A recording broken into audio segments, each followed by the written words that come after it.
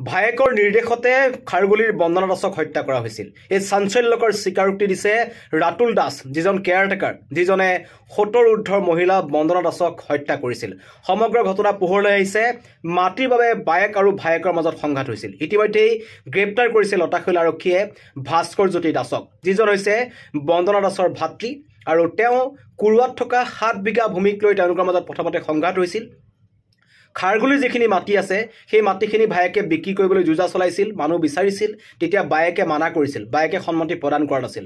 তাক লৈ ভায়েকৰ খং উঠিছিল আৰু ভায়েকে মাটিৰ বাবে নিজৰ বায়েকক হত্যাৰ পৰিকল্পনা কৰিলে আৰু তেওঁ টাৰ্গেট কৰি ল'লে কেয়াৰটেকাৰ ৰাতুল দাসক, যাতে ধৰা নপৰে। আৰু ৰাতুল দাসৰ ওপৰত তেওঁ জোৰ দিবলৈ ধৰিলে, কিন্তু ৰাতুল দাসে প্ৰথমতে মান্তি হোৱা নাছিল বুলি কৈছে আৰক্ষীৰ স্বীকাৰোক্তি। তেওঁ কৈছে তেওঁ প্ৰথমতে মান্তি হোৱা নাছিল, কিন্তু 15 দিন তেওঁৰ ওপৰত হেঁচা প্ৰয়োগ কৰা হ'ল আৰু হেঁচা প্ৰয়োগ কৰাৰ অন্তত ৰাতুল দাসে এই বন্দনা দাস নামৰ অকলশৰীয়া 70 ঊৰ্ধ্বৰ মহিলাগৰাকীক খাৰগুলিত হত্যা কৰিছিল আৰু সমগ্ৰ হত্যাৰ নিজৰ ভায়েকৰ নিৰ্দেশত দিছিল। বন্দনা দাসৰ ভাতৃ ভাস্কৰ জ্যোতি দাস, তেখেতক গ্ৰেপ্তাৰ কৰিছে লতাশিল আৰক্ষীয়ে আৰু সমগ্ৰ ঘটনাৰ তদন্ত চলাই গৈছে। কুৰুৱাত থকা 7 বিঘা মাটি আৰু খাৰগুলিৰ মাটিখিনিক লৈ ভায়েকৰ মাজত সংঘাত হৈছিল। বায়েকে বিক্ৰী কৰিব বিচৰা নাছিল, ভায়েকে বিক্ৰী কৰিব বিচাৰিছিল। তাক লৈ বায়েকক হত্যা কৰিলে নিজৰ ভাতৃয়ে।